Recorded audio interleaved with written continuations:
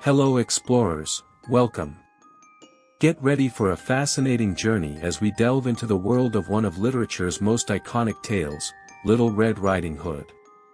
However, make no mistake, because this is not just another story. Today, we will uncover the surprising variations and secrets surrounding this timeless tale. To begin with, let's uncover the true origin of Little Red Riding Hood. This incredible tale has its roots in different corners of Europe, including Italy, Poland, France, Germany and Austria. In some darker versions, historians even mention the presence of cannibalism in the plot.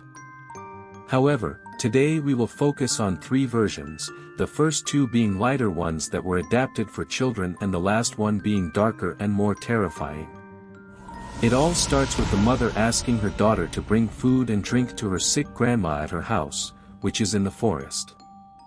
You've probably heard of the renowned Brothers Grimm and the talented Charles Perrault. They are just some of the many writers who brought Little Red Riding Hood to life. Each version has its own magic, but the beginning is always similar. The mother asking her daughter to take food and drink to her sick grandma at her house, which is in the forest.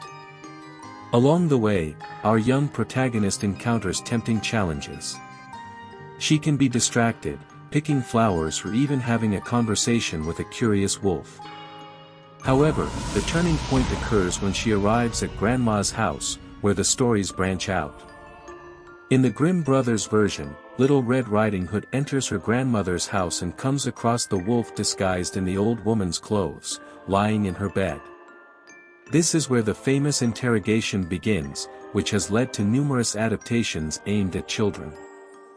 In this adaptation, Little Red Riding Hood and Grandma are saved by a brave hunter, who kills the wolf and puts stones inside its belly. However, the earliest version of this tale, published by Charles Perrault in 1697, offers a very different outcome.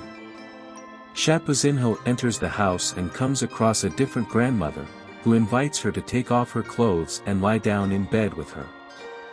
And it is exactly in this version, dedicated to little ones, that the ending of Shapozinho is not so happy. Little Red takes off her clothes, gets into bed with the wolf and, just like that, she is devoured. And the story ends like this, with no salvation, no heroic hunter, no redemptive ending. You may be wondering how a children's book could have such a disastrous ending.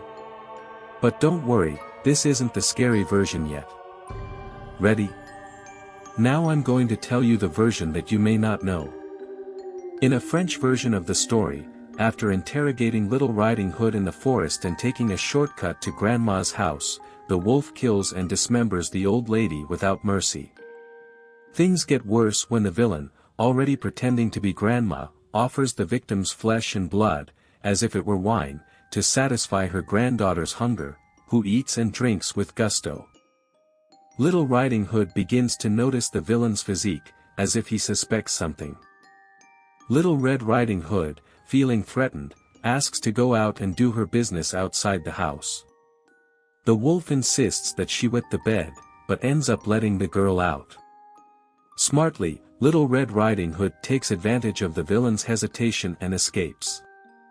The moral of the story, despite being brutal, is very realistic. It served as a warning for young women to be careful with predators who could take advantage of them, even those who seemed friendly and worthy of their trust.